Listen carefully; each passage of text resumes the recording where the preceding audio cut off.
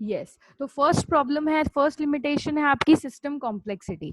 System complexity से हम क्या समझ रहे हैं कि हमने इधर देखा है कि एक पर्टिकुलर नोड के, एक पर्टिकुलर चाइल्ड के मल्टीपल पेरेंट्स अवेलेबल हैं, ठीक है। तो जब मल्टीपल पेरेंट्स अवेलेबल हैं यानी कि हर एक node many to many relationship share करेगी एक दूसरे के साथ। तो जब मैनी टू मैनी रिलेशनशिप आप शेयर कर रहे हो हर एक नोड में इस सिस्टम में, ठीक है, तो कौन क्या चीज इंक्रीज होती है, आपकी सिस्टम की कॉम्प्लेक्सिटी इंक्रीज होती है in the perspective of accessing, in perspective of user friendly है या नहीं है, ठीक है, हर एक in perspective of coding part, हर एक पर्टिकुलर डिपार्टमेंट में कॉम्प्लेक्सिटी जो है आपकी सिस्टम की वो इंक्रीज हो जाती है नेटवर्क्स में, ठीक है। आपके कोई भी पर्टिकुलर नेटवर्क, कोई भी नोड को एक्सेस करना है, मान लीजिए ऑर्डर को एक्सेस करना है, ऑर्डर के अब यहाँ पे सेवरल पाथ अवेलेबल है, store customer order, store manager order, so salesmans order, ठीक है। तो एक पर्टिकुलर यूजर को एक्सेस करने के लिए जब इतने सारे पाथ अवेलेबल कराएंगे तो वो कंफ्यूज जाएगा कि कौन से पाथ को एक्सेस करना है, कौन सा पाथ सही है, कौन सा पाथ गलत है, ठीक है। तो यहाँ पे सिस्टम कॉम्प्लेक्सिटी यूजर के पर्सपेक्टिव से भी बढ़ती है, आप कोडिंग के पर्सपेक्टिव से देखें तो वो भी बढ़ेगी, डिजाइनर्स के पर्सपेक्टिव से देखें, हर पर्सपेक्टिव से देखें तो हमारे सिस्टम की कॉम्प्लेक्सिटी इंक्रीज ही होगी, ठीक है। तो ये इसकी मेन लिमिटेशन थी, ये इसकी मेन ड्रॉबैक रही। दूसरी ड्रॉबैक रही अपनी इसकी स्ट्रक्चरल इंडिपेंडेंस। जो स्ट्रक्चरल इंडिपेंडेंस हायरार्कियल में भी आपने सुना होगा, स्ट्रक्चरल इंडिपेंडेंस मतलब क्या होता है, कोई पर्टिकुलर स्ट्रक्चर किसी दूसरे स्ट्रक्चर पे डिपेंडेंट है तो उस प्रॉपर्टी को बोलते हैं हम स्ट्रक्चरल डिपेंडेंट। कोई पर्टिकुलर नोड किसी दूसरी नोड किसी दूसरे स्ट्रक्चर पे डिपेंडेंट नहीं है, उसको हम बोलते हैं स्ट्रक्चरल इंडिपेंडेंसी। यहाँ पे आप देख रहे हैं किसी भी आइटम को एक्सेस करने के लिए, मान लीजिए ऑर्डर को एक्सेस आपको करना है या आइटम्स को एक्सेस करना है, किसी भी पर्टिकुलर नोड को एक्सेस करने के लिए, ऑर्डर को एक्सेस करने के लिए मुझे कस्टमर को एक्सेस करना पड़ेगा, कस्टमर के लिए मेरे को स्टोर को एक्सेस करना पड़ेगा। यहाँ पे जो नोड्स हैं वो आपस में डिपेंडेंट है एक दूसरे पे अपने एक्सेसिंग के लिए, एक्सेस करवाने के लिए, ठीक है। तो इस पर्टिकुलर डिपेंडेंसी को हम बोलते हैं स्ट्रक्चरल डिपेंडेंसी, ठीक है। तो यहाँ पे स्ट्रक्चरल डिपेंडेंसी है बहुत ज्यादा नेटवर्क डेटा मॉडल में, स्ट्रक्चरल इंडिपेंडेंसी हमको यहाँ पे भी नहीं मिली। सिद्धार्थ क्या बोल रहे हैं, बोलिए। मैम आपने इंडिपेंडेंस लिखा हुआ है। हाँ तो इंडिपेंडेंस मतलब लिमिटेशन है कि स्ट्रक्चरल, लैक ऑफ स्ट्रक्चरल अच्छा, इंडिपेंडेंस। लैक ऑफ, ओके हाँ मैम। लैक ऑफ, पहले वाले में भी लैक ऑफ स्ट्रक्चरल इंडिपेंडेंस था, यहाँ पे भी लैक ऑफ स्ट्रक्चरल। मैं इसमें और आपकी प्रॉपर अंडरस्टैंडिंग के लिए ये ऐड कर दूंगी, फिर आपको ये फाइल शेयर कर दूंगी, ठीक है। यस, स्ट्रक्चरल इंडिपेंडेंस मतलब लैक ऑफ स्ट्रक्चरल इंडिपेंडेंस, सारी की सारी नोड्स आपस में डिपेंडेंट हैं, इंडिपेंडेंट नहीं है। ओके, आगे बढ़े। अपनी देखिए यहाँ पे आप जो अपन ने दो डेटा मॉडल्स पढ़े हैं ना, दोनों डेटा मॉडल्स में आपने एक चीज देखी होगी कि आपके सिस्टम ना बहुत ज्यादा कॉम्प्लेक्स है, और क्योंकि आपके सिस्टम कॉम्प्लेक्स है इसलिए आपको स्ट्रक्चरल इंडिपेंडेंसी नहीं मिल रही, कहीं पे भी नहीं मिल रही। तो हमने क्या बोला, अब हम ऐसा करते हैं क्योंकि ये दोनों एक दूसरे को डायरेक्टली प्रोपोर्शनल हैं एक दूसरे पर, तो मैं क्या करती हूँ, मैं अपने सिस्टम को ना सिंप्लीफाई करती हूँ, इसकी जो कॉम्प्लेक्सिटी है वो रिमूव कर देती हूँ। अगर मैं अपने सिस्टम की कॉम्प्लेक्सिटी को रिमूव कर देती हूँ तो मैं देखूंगी कि जो स्ट्रक्चरल इंडिपेंडेंस जो मुझे चाहिए, जो ड्रॉबैक, मेन ड्रॉबैक जो रही है दोनों मॉडल्स में, और जो मुझे मेन एलिमिनेट करनी है, वो प्रॉब्लम मेरी ओवरकम हो जाएगी, ठीक है। तो अगर मैं अपने सिस्टम को सिंप्लीफाई कर दूं, और मेरी सिस्टम को सिंप्लीफाई कर दूं, अलग अलग पूरा अच्छे से टेबल्स में अच्छे से मेंशन करूं, तो मेरी ये प्रॉब्लम ओवरकम हो जाएगी, स्ट्रक्चरल इंडिपेंडेंसी की भी प्रॉब्लम ओवरकम हो जाएगी, प्लस सिस्टम कॉम्प्लेक्सिटी की भी प्रॉब्लम ओवरकम हो जाएगी। इसी वजह से मैंने अपने नेक्स्ट मॉडल पे स्विच किया, which is relational model. Okay, relational model मेरा नेक्स्ट मॉडल है। इसमें क्या करना है, इसमें ये मॉडल बहुत ही वाइडली यूज्ड है, आज भी बहुत सारे सॉफ्टवेयर रिलेशनल मॉडल को ही यूज करते हैं, बहुत सारे डीबीएमएस सॉफ्टवेयर, ठीक है। एसक्यूएल हो गया, वो रिलेशनल मॉडल पे ही काम करता है। फाइन, आगे हम पढ़ेंगे ऑब्जेक्ट ओरिएंटेड मॉडल, ओरेकल 9 है, इन सब से ओरेकल 9 है, इन सब से एसोसिएटेड हैं वो मॉडल्स। रिलेशनल मॉडल आपका एसक्यूएल मॉडल बेसिकली कहते हैं, ठीक है। क्या है रिलेशनल मॉडल और क्यों अलग है आपका इन वेरियस नेटवर्क और हायरार्कियल से। यहाँ पे देखिए, पहले आपने स्टोर किया था ट्री लाइक स्ट्रक्चर में, फर्स्ट लेवल पे फर्स्ट रो में फर्स्ट लेवल, सेकंड लेवल पे सेकंड लेवल, सेकंड रो में second level, and so on hierarchical में। दूसरे में आपने सेट्स में स्टोर किया था अपना डेटा। रिलेशनल मॉडल में आप अपने डेटा को टेबल्स के फॉर्मेट में स्टोर करोगे, ठीक है। रिलेशनल मॉडल में आप अपने डेटाबेस के अंदर जो भी आपका डेटा है, जो भी आपको डेटा को स्टोर करना है, वो डेटा अब किस फॉर्मेट में स्टोर होने वाला है? वो डेटा अब स्टोर होने वाला है टेबल्स के फॉर्मेट में। फाइन, टेबल्स के फॉर्मेट में आप स्टोर करेंगे।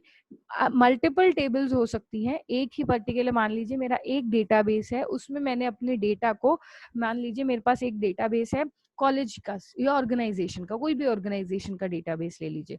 फर्स्ट वाला ही एग्जांपल लेते हैं जिससे अपन ने हायरार्कियल समझा था। मैं ऑर्गेनाइजेशन का डेटा लेती हूँ, ठीक है। उसमें फर्स्ट लेवल पे डिप्यूटी मैनेजर्स थे, सेकंड पे फर्स्ट लेवल पे जनरल मैनेजर्स थे, फिर डिप्यूटी मैनेजर्स थे, फिर ऑर्गेनाइजेशन एंड देन एम्प्लॉयज। तो अब मैं क्या करती हूँ, अब मेरा जो इतना सारा का सारा डेटा मैं एक ही रिकॉर्ड में स्टोर कर रही थी, वो मैं सारा डेटा अब मल्टीपल टेबल्स में स्टोर कर सकती हूँ, ठीक है। क्योंकि मल्टी उस डेटा को मैं जनरलाइज करना है, मेरे को उसकी कॉम्प्लेक्सिटी को रिमूव करना है। कॉम्प्लेक्सिटी कब रिमूव होती है किसी सिस्टम में से? जब आप उसको सिंप्लीफाई कर देते हैं, अलग अलग अच्छे से स्टोर करते हैं, ठीक है, डिस्ट्रीब्यूट कर देते हैं बेसिकली। तो यहाँ पे भी आपको क्या करना है, अपने जो सारा का सारा जो डेटाबेस, एक ही रिकॉर्ड में आप जो सारी इंफॉर्मेशन स्टोर कर रहे थे, अब रिलेशनल मॉडल में आप रिलेशंस के बेसिस पर अपनी टेबल्स को डिस्ट्रीब्यूट कर सकते हैं, अपने डेटा को डिस्ट्रीब्यूट कर सकते हैं in the form of different kind of tables. Okay, but देख लेते हैं, एनोटेशन नहीं है, यस, ठीक है। तो आपको क्या करना है, अब अपने डेटा को अलग अलग टेबल्स में स्टोर करना है। वो टेबल्स में आप किस पैटर्न में स्टोर करेंगे? आप रिलेशन के पैटर्न में स्टोर करेंगे। कौन सा रिलेशनशिप, कौन से दो डेटा टेबल्स एग्जिस्ट करती हैं, ठीक है, वो अपन डिस्कस करेंगे आगे कि कैसे आप रिलेशनशिप को इस्टेब्लिश करते हैं, कैसी रिलेशनशिप के बेसिस पे आप अलग अलग टेबल्स क्रिएट करते हैं, फिर हर टेबल में क्या क्या एट्रीब्यूट्स होती हैं, प्राइमरी की, कॉम्पोजिट की, कैंडिडेट की एंड सो ऑन, ठीक है। ये सब अपन डिस्कस करेंगे डिटेल में आगे। अभी के लिए ये समझना है आपको कि रिलेशनल मॉडल में क्या हो रहा है, हमने अपने बड़े सारे से डेटा को एक ही रिकॉर्ड में नहीं स्टोर करके हमने अलग अलग टेबल्स में स्टोर करना स्टार्ट कर दिया on the basis of relations. Okay, relational DBMS is most widely used DBMS mode because it is one of the easiest mode, ठीक है। हम इसको बोलते हैं सबसे आसान है, ये सबसे easiest है। क्यों? क्योंकि हमने इसकी कॉम्प्लेक्सिटी को रिमूव कर दिया, हमने अलग अलग स्टोर कर लिया सारा सामान। एक सारा का सारा सामान, वही एग्जांपल दूंगी, एक वार्डरोब में तुमने एक जगह पे रख रखा है, ठीक है। वेराज तुमने अब क्या कर दिया, वार्डरोब के अलग अलग शेल्फ में अपने डेटा को स्टोर करा। रिलेटेड डेटा एक शेल्फ में, दूसरा रिलेटेड डेटा दूसरी शेल्फ में। तो तुम्हारे लिए इस पर्टिकुलर डेटाबेस को, इस वार्डरोब को एक्सेस करना आसान हो जाएगा अब, ठीक है। इसकी कॉम्प्लेक्सिटी तुमने रिमूव कर दी, इसीलिए इसकी स्ट्रक्चरल इंडिपेंडेंसी जो हमारे को प्रॉब्लम आ रही थी वो भी रिमूव हो जाएगी। कैसे रिमूव होगी मैं आपको बताती हूँ, ठीक है। इसमें आपने क्या करा, this model is based on normalising data in rows and columns of the tables. आपको पता है एक पर्टिकुलर टेबल में रोज होती हैं और वो बाइफरगेट आगे से और बाइफरगेट हो जाती हैं कॉलम्स के बेसिस पे, ठीक है। यहाँ पे देखिए ये एग्जांपल फर्स्ट, यहाँ पे 3 टेबल्स मत देखो, सिर्फ एक टेबल देखो। आपने क्या किया, हर एक रो में आपने डेटा स्टोर करना स्टार्ट कर दिया हर एक स्टूडेंट का, ओके। हर एक रो में हमने डेटा स्टोर किया हर एक स्टूडेंट का। रोल नंबर 1 वाला स्टूडेंट फर्स्ट रो में है, रोल नंबर 2 वाला स्टूडेंट सेकंड रो में है and so on and so on, ठीक है। तो अब यहाँ पे क्या हो रहा है, जब आपने हर एक स्टूडेंट का डेटा एक एक रो में स्टोर करना स्टार्ट कर दिया, तब हमने यहाँ पे एक और आपको बेनिफिट दिया है कि अब आप क्या कर सकते हो, रोज एंड कॉलम्स में अपने डेटा को स्टोर कर सकते हो। यानी कि अगर मैं बोलूँ कि मेरे को रोल नंबर 1 का फोन नंबर चाहिए, तो आपको क्या करना पड़ेगा, पूरी रो को एक्सेस करना पड़ेगा, पूरी पूरी की पूरी रो रोल नंबर 1 की ढूंढना पड़ेगा कि फोन नंबर कहाँ पे स्टोर्ड है, ठीक है। अब इसी प्रॉब्लम को ओवरकम करने के लिए हमने क्या किया, उसमें कॉलम्स का भी बाइफिकेशन लगा दिया, कॉलम का भी डिस्ट्रीब्यूशन लगा दिया हमने टेबल्स के अंदर। कॉलम्स मतलब नेम एक कॉलम में हो जाएंगे, एज एक कॉलम में हो जाएगा, teacher, subject ID, phone number, email ID, ये सारे के सारे हमने एक पर्टिकुलर स्टूडेंट में फर्दर डिस्ट्रीब्यूशन लगा दिया कॉलम्स का, ठीक है। तो अब जो हमारी टेबल है वो हमारी टेबल नॉर्मलाइज हो गई रोज में as well as with columns, rows and columns के बेसिस पर, ठीक है। ना तो ये नेटवर्क मॉडल में हुई थी इतनी नॉर्मलाइज, ना ही ये हायरार्कियल में हुई थी। फाइनली एक मॉडल हमारा क्रिएट हो गया, रिलेशनल मॉडल, जिसमें हमने इतना बाइफिकेशन, अपने डेटा को नॉर्मलाइज कर लिया। नॉर्मलाइज करने का मतलब क्या होता है? नॉर्मलाइजिंग डेटा बहुत बार यूज होगा, नॉर्मलाइजेशन पूरा कंसेप्ट भी है, मैंने समझाया था आपको शायद फर्स्ट क्लास में। नॉर्मलाइजिंग क्या होता है? अपने डेटा को सिंप्लीफाई करना, अपने डेटा को और आसान तरीके से करना। क्या कर रहे हैं हम? जैसे मान लीजिए लाइव एग्जांपल लेते हैं, आप असेंबली में खड़े होते थे अपने स्कूल टाइम में, ठीक है। कॉलेज में तो असेंबली नहीं होती, स्कूल में हमेशा रोज डेली असेंबली होती थी, ठीक है। तो आप इतने सारे स्टूडेंट्स थे, तो आप रैंडमली तो खड़े होते नहीं थे, आप अपने सेक्शंस के अकॉर्डिंग खड़े होते थे, ठीक है। सेक्शंस के अकॉर्डिंग खड़े हैं, फिर सेक्शंस के सॉरी क्लास के अकॉर्डिंग है, फिर सेक्शंस के अकॉर्डिंग होते थे, फिर सेक्शंस में भी लाइन में भी हाइट के अकॉर्डिंग खड़े होते थे, ठीक है। छोटा स्टूडेंट, फिर बड़े से बड़ा, फिर बड़ा, सबसे बड़ा लास्ट में खड़ा होता था मोस्ट प्रोबेबली, ठीक है। मैं मैक्सिमम स्कूल की बात कर रही हूँ, कोई बात नहीं अगर आप लोगों के में नहीं होता तो इट्स ओके, ठीक है। तो यहाँ पे क्या किया हमने? अपने जो स्टूडेंट्स थे उनको नॉर्मलाइज तरीके से, आसान तरीके से स्टोर करना स्टार्ट कर दिया, ताकि किसी भी स्टूडेंट को एक्सेस करना हो, किसी भी डेटा को एक्सेस करना हो तो हमको आसानी रहे। आजकल मॉड्यूलर किचन्स आ गए हैं, ठीक है। पहले क्या होते थे? किचन नॉर्मल होते थे, अब आप एक ही शेल्फ में सारे के सारे बर्तन रखते थे, मम्मी अपनी सारे के सारे बर्तन एक ही शेल्फ में रखते हैं। अब यहाँ पे मॉड्यूलर किचन होता है, हो गए, प्लेट्स का शेल्फ अलग हो गया है, ग्लास का शेल्फ अलग हो गया है, बड़ी प्लेट्स अलग रखते हैं नीचे, छोटी प्लेट्स अलग रखते हैं, एंड सो ऑन। वो किसका एग्जाम्पल हो गया? नॉर्मलाइजिंग डेटा का। आपने अपने डेटा को नॉर्मलाइज कर दिया। तो रिलेशनल मॉडल में हमने अपने डेटा को नॉर्मलाइज कर दिया, डिस्ट्रीब्यूट कर दिया, ताकि वो इजी टू एक्सेस हो जाए। ओके, ठीक है। एक डेटाबेस के अंदर कितनी भी सारी टेबल्स आप स्टोर कर सकते हो, कोई लिमिटेशन नहीं है, कोई बाउंडेशन नहीं है, ठीक है। मल्टीपल टेबल स्टोर करो, जितनी टेबल्स की आपको रिक्वायरमेंट है, एक डेटा को आप कितने भी तरीके से देख सकते हो, ठीक है। एक डेटाबेस में आपके मान लीजिए 4 टेबल्स हैं, 4 टेबल्स आपने क्रिएट करी है, आपस में कनेक्ट कर लो उन सारी की सारी टेबल्स को। अब आप ऐसा कुछ नहीं कि हेड टेबल कौन सी है, सारी की सारी टेबल इक्विवेलेंट इंपॉर्टेंस की है। आप मान लीजिए ये 3 टेबल्स आपने क्रिएट करी, तो एक टेबल तो हो गई आपकी टेबल नंबर 2, एक टेबल नंबर 1, एक टेबल नंबर 3। तो टेबल नंबर 2 को आप कैसे भी देख सकते हैं, टेबल नंबर 3 को कैसे भी एक्सेस कर सकते हैं, 1 को कैसे भी एक्सेस कर सकते हैं, ठीक है। प्लस कितनी भी टेबल्स आप एक रिकॉर्ड में, एक डेटाबेस में स्टोर कर सकते हैं, there is no limitations on that. Okay, relational models stored in fixed structures and same data tables can be viewed in different ways, ठीक है। वही चीज बोल रहे हैं, रिलेशनल मॉडल एक फिक्स्ड स्ट्रक्चर के ऊपर काम करते हैं, एक फिक्स स्ट्रक्चर में हम अपनी डेटा को एंटर करते हैं, डेटा को स्टोर करते हैं, and same data tables can be viewed in different ways, ठीक है। एक टेबल में आपने स्टोर कर लिया अपना सारा का सारा डेटा, रिलेटेड डेटा एक टेबल में स्टोर कर लिया, और उस टेबल को अलग अलग तरीके से आप एक्सेस कर सकते हो, अलग अलग पाथ से आप एक्सेस कर सकते हो। जरूरी नहीं है उसका एक ही पाथ है तो वो एक ही पाथ में काम करेगा। Okay, each table is an app entity, ठीक है। ओके, यस, नेक्स्ट पढ़ते हैं। Most important advantages of relational DBMS is now it enables structured independency and ad hoc query, ठीक है। यस, दो चीजें यहाँ पे आपने देखी, स्ट्रक्चर्ड इंडिपेंडेंसी और एड हॉक क्वायरी। यहाँ पे आप एसक्यूएल की हेल्प से अब कर सकते हो। स्ट्रक्चर्ड इंडिपेंडेंस तो क्या होती है, मैंने अभी आपको समझाया कि ये किसी वेरियस नेविगेशन पाथ पे डिपेंडेंट नहीं होगा, ठीक है। इंडिपेंडेंसी बताया था मैंने आपको, जब इंडिपेंडेंसी जब नहीं होता है, इंडिपेंडेंसी किसी स्ट्रक्चरल पे डिपेंडेंट होता है। तो प्रीवियस मॉडल्स में आपने देखा था आपको स्ट्रक्चर इंडिपेंडेंसी मिलती है, लेकिन हम फाइनली रिलेशनल मॉडल में हमारी इस प्रॉब्लम को ओवरकम कर जाते हैं with the help of tables, ठीक है। आपने क्या किया, किसी एक नेविगेशन पे अब आप डिपेंडेंट नहीं है, आपको किसी भी स्टूडेंट की वैल्यू को एक्सेस करना है, सिंपल एसक्यूएल आपका रिलेशनल मॉडल है, सिंपल आपको एक क्वायरी डालनी है और उस स्टूडेंट की वैल्यू को डायरेक्ट एक्सेस कर सकते हो। ठीक है। ऐसा नहीं है कि आपको उसके लिए किसी पर्टिकुलर रो को एक्सेस करना पड़ेगा, उस रो को एक्सेस करने के लिए दूसरी रो को एक्सेस करना पड़ेगा एंड सो ऑन। आपको सिंपल एक क्वेरी डालनी है। एसक्यूएल की बात कर रहे हैं, रिलेशनल मॉडल एसक्यूएल सॉफ्टवेयर में यूज होता है, ठीक है। तो एसक्यूएल की बात कर रहे हैं, सिंपल एक क्वेरी डालनी है और आप उस क्वेरी की हेल्प से डायरेक्ट उस स्टूडेंट की इंफॉर्मेशन को एक्सेस कर लोगे, या फिर डायरेक्ट उसके रोल नंबर या डायरेक्ट उसके फोन नंबर को एक्सेस कर सकते हो। कोई डिपेंडेंसी नाम की चीज यहाँ पे नहीं है, ठीक है। और दूसरी चीज ad hoc query, what you want, you need not to know how to get that particular data, ठीक है।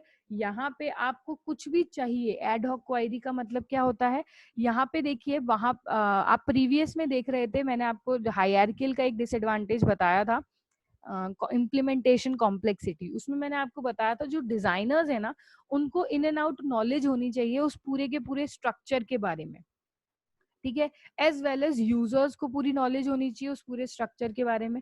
यूजर्स को पता होना चाहिए कि रूट 2.2 पहले रूट लेवल 2 से कनेक्टेड है और फिर वो रूट से कनेक्टेड है, यूजर को भी पता होना चाहिए। अब यहाँ पे क्या हो रहा है, रिलेशनल मॉडल में यूजर को पूरे डेटाबेस की नॉलेज हो ये जरूरी नहीं है, ठीक है। यूजर को पूरे डेटाबेस की नॉलेज हो ये जरूरी नहीं है। यूजर को एक सिंपल एक क्वेरी देनी है, एड हॉक क्वेरी देनी है, और उस क्वेरी की हेल्प से उसको उसका डेटा मिल जाएगा। ओके। एड हॉक क्वेरी का प्रॉपर्टी क्या बोलती है, यही बोलती है कि यूजर को पूरे डेटाबेस की नॉलेज हो ये इसकी जरूरत नहीं है। लाइक प्रीवियस मॉडल नेटवर्क में हमको पता होना चाहिए, यूजर को भी पता होना चाहिए कौन सी नोड कैसे कनेक्टेड है, क्योंकि हमारे पास सॉफ्टवेयर में हम डायरेक्ट एक्सेस कर ही नहीं पा रहे हैं, स्ट्रक्चर्ड इंडिपेंडेंसी है ही नहीं वहां पे, ठीक है। अब क्योंकि हम डायरेक्ट एक्सेस कर पा रहे हैं, प्लस एसक्यूएल आपको एक और बेनिफिट प्रोवाइड करा रहा है। सिंपल आपको क्वेरी देनी है, query can be in terms of English language, जो आप पर्टिकुलर जिस लैंग्वेज में एसक्यूएल समझोगे तो इसको और अच्छे से समझ आएगा। एसक्यूएल में सिंपल आपको क्वेरी देनी होती है किसी भी डेटा को एक्सेस करने के लिए, तो उस प्रॉपर्टी को हम बोलते हैं एड हॉक क्वेरी, ठीक है। आप सिंपल क्या करोगे, रिलेशनल मॉडल बैठा हुआ है, आप सिंपल अपना क्वेरी दोगे इंग्लिश में, वो अपने आप अपनी टेक्निकल कोड लैंग्वेज में कन्वर्ट करके उसको परफॉर्म करके आपको आउटपुट दे देगा, ठीक है। आपको ये भी नहीं है कि आप बैठोगे फिर आप इसको सॉफ्टवेयर रिलेटेड लैंग्वेज जैसे होता है ना, कंपाइलर्स एंड इंटरप्रेटर्स, वो क्या करते हैं, कन्वर्ट करते हैं मशीन लैंग्वेज में या असेंबली लैंग्वेज में, ठीक है।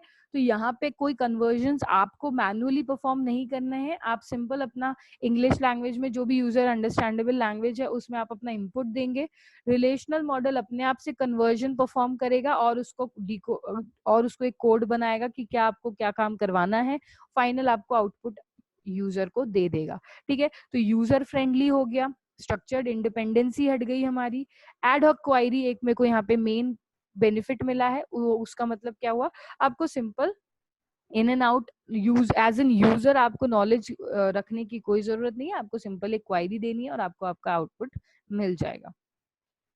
ओके।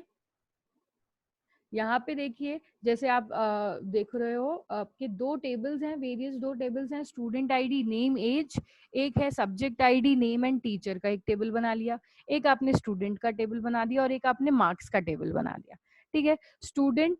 स्टूडेंट की सारी डिटेल एक टेबल में स्टोर कर ली, उस पर्टिकुलर नेम और टीचर की डिटेल दूसरे टेबल में स्टोर कर ली, और जितने मार्क्स आए हैं उस पर्टिकुलर स्टूडेंट के सब्जेक्ट आईडी से रिलेटेड, जिस सब्जेक्ट में जो सा टीचर पढ़ाता है उससे रिलेटेड वो सारी की सारी डिटेल्स आपने तीसरी टेबल में स्टोर कर लिया, ठीक है। कितने भी नंबर ऑफ टेबल्स आप स्टोर कर सकते हो, उसका कोई आपके पास बाउंडेशन नहीं है। ओके। समझ आया आपको रिलेशनल मॉडल बेसिकली क्या हो रहा है रिलेशनल मॉडल में? किसी को कोई डाउट हो तो वो पूछ सकता है। यस। आगे बढ़े अपन, इतना परफेक्ट सिस्टम की भी यहाँ पे कोई ना कोई लिमिटेशंस रह गई। क्या लिमिटेशंस रह गई वो अपन देखेंगे। यहाँ पे देखो, one database can have multiple tables, ये मैंने आपको बोला ही है, एक डेटाबेस की कितने भी टेबल्स हो सकती हैं।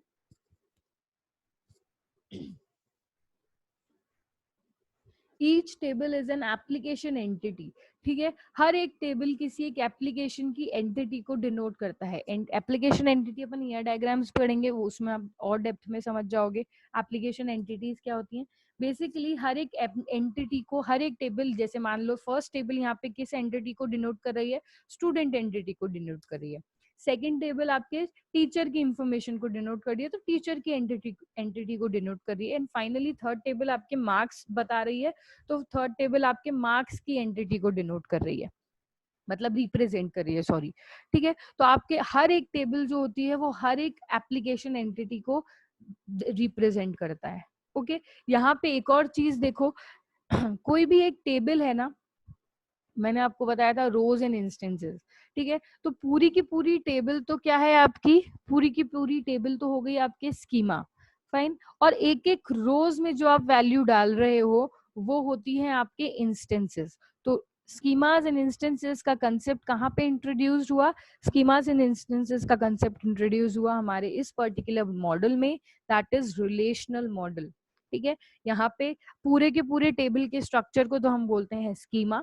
ये देखो पूरा का जो टेबल का स्ट्रक्चर है, यानी कि स्टूडेंट आईडी होने वाला है, नेम होने वाला है, एज होने वाला है, और कोई नई एट्रीब्यूट, नया कॉलम आपको इंसर्ट करना है, तो वो सारी चीज हो जाती है आपकी स्कीमा के ऊपर।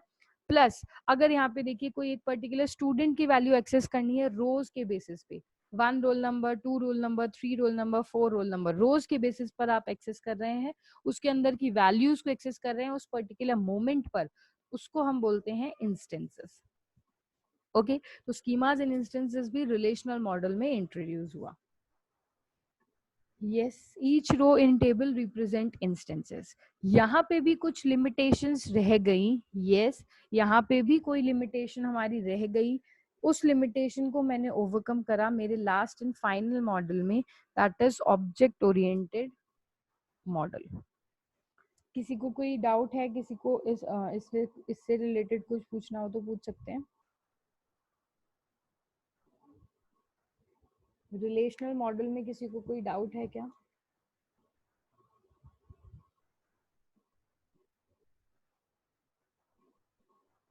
ओके, चलिए।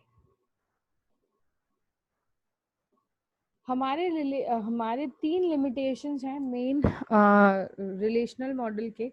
सबसे पहली रिलेशनल मॉडल की लिमिटेशन है मेरी हार्डवेयर ओवरहेड्स। ठीक है, यहाँ पे आपको समझ आ रहा होगा हार्डवेयर ओवरहेड्स क्या होता है। बेसिकली अब देखो यहाँ पे क्या करना है आपको, एक पर्टिकुलर टेबल को ना, सॉरी, एक पर्टिकुलर रिकॉर्ड को मल्टीपल टेबल्स में स्टोर करना है। ठीक है, अब एक रिकॉर्ड को आप मल्टीपल टेबल्स में जब स्टोर करेंगे तब आपको स्टोरेज की ज्यादा रिक्वायरमेंट होगी।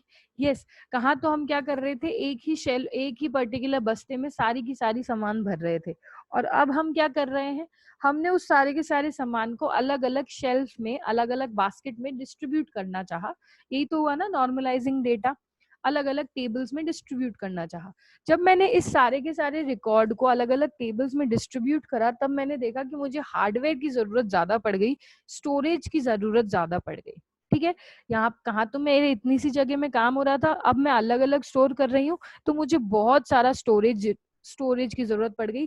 कहाँ पे मैं अपनी टेबल्स को स्टोर करूंगी, क्योंकि स्टोर करने के लिए मेमोरी तो चाहिए ही चाहिए। ऐसा तो है नहीं कि हवा में स्टोर होगा, नहीं, डेटाबेस में ही स्टोर होना है। डेटाबेस की कैपेसिटी अब ज्यादा हो जाएगी, हार्डवेयर के ओवरहेड्स क्रिएट हो जाएंगे। मान लीजिए मुझे इस रिकॉर्ड का 3 टेबल्स बनानी है, ठीक है, लेकिन मेरे रिकॉर्ड में जगह है सिर्फ 2 टेबल बनाने की। ओके, मेरे को इस रिकॉर्ड में marks, student and teacher, 3 tables की जरूरत तो है ही रिलेशनल मॉडल में, और मेरे पास मेरे डेटाबेस में जगह है सिर्फ 2 ही टेबल मैं क्रिएट कर सकती हूँ। ठीक है, तो ये सिचुएशन हो जाती है अपनी हार्डवेयर ओवरहेड्स की, कि मेरे को टेबल्स की रिक्वायरमेंट तो बहुत ज्यादा है और मेरे पास जगह तो है नहीं, हार्डवेयर तो इतना प्रोवाइडेड है नहीं मेरे पास। ठीक है, तो हार्डवेयर की रिक्वायरमेंट्स आपकी बढ़ जाती है, not only in storage perspective, tools की रिक्वायरमेंट बढ़ रही है, हार्डवेयर आपके एसक्यूएल टूल्स आप जो यूज कर रहे हैं वो अपडेटेड होने चाहिए, सॉफ्टवेयर अपडेटेड होने चाहिए एंड ऑल ऑफ दैट। तो जब हम रिलेशनल मॉडल यूज कर रहे हैं तो हमारे पास एक लिमिटेशन आ गई, हमारे पास हार्डवेयर ओवरहेड्स। ओके, ये प्रॉब्लम क्या होती है आपने समझ लिया। दूसरी प्रॉब्लम है आपकी इंफॉर्मेशन आइलैंड फिनोमिनन। ठीक है, इंफॉर्मेशन आइलैंड फिनोमिनन ये बहुत ही इम्पॉर्टेंट प्रॉब्लम है, जिस प्रॉब्लम से आगे ऑब्जेक्ट ओरिएंटेड मॉडल भी गुजरने वाला है। ठीक है, क्या प्रॉब्लम है? इंफॉर्मेशन आइलैंड, मतलब समझना, इंफॉर्मेशन का आइलैंड क्रिएट हो रहा है यहाँ पे, ठीक है। जब एक पर्टिकुलर डेटाबेस में आप मल्टीपल रिकॉर्ड, एक पर्टिकुलर रिकॉर्ड में या डेटाबेस में आप मल्टीपल टेबल्स क्रिएट करने वाले हो, तो सोचो कितनी सारी इंफॉर्मेशन क्रिएट होगी।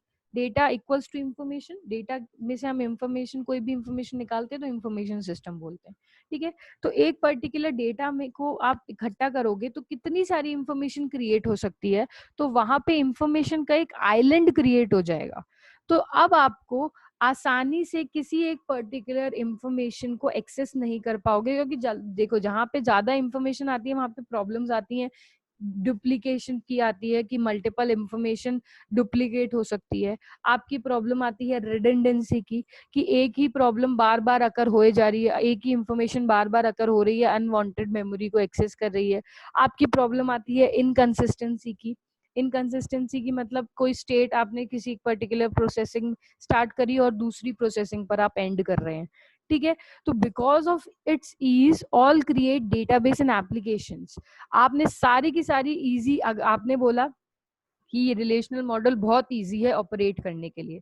अब जब इजी होगा ना, तो सारे के सारे डेटाबेस एंड एप्लीकेशंस इजी चीज को ऑप्ट करते हैं, तो सारे के सारे database and applications relational model पर आ जाएंगे और बहुत सारी इंफॉर्मेशन क्रिएट करेंगे। जब बहुत सारी आपकी इंफॉर्मेशन क्रिएट हो जाएगी तो एक आइलैंड हो जाएगा, और उस आइलैंड में ज्यादा इंफॉर्मेशन क्रिएट करने के साथ साथ और प्रॉब्लम्स एसोसिएट होती हैं।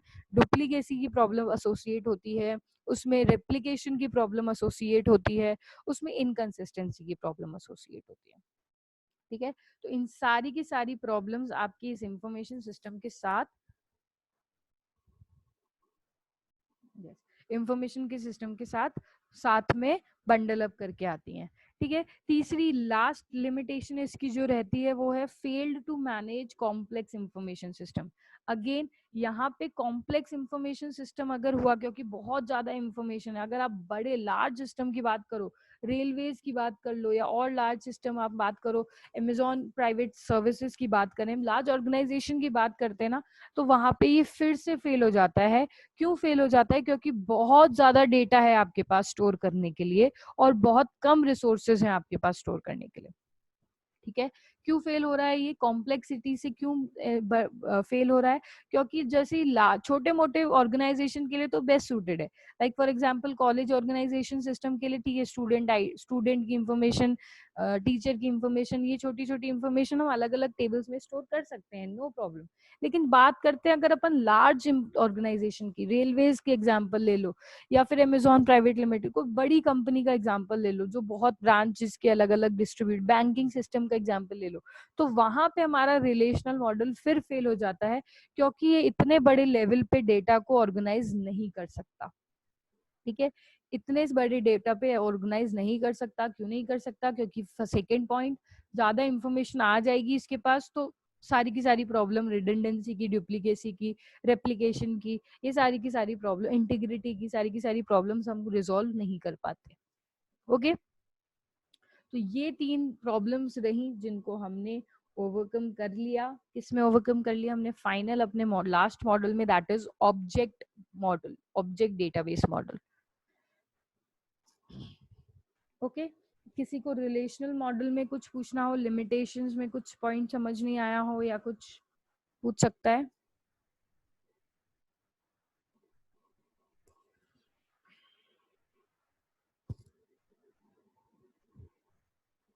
Yes, anyone? जी, एक मिनट।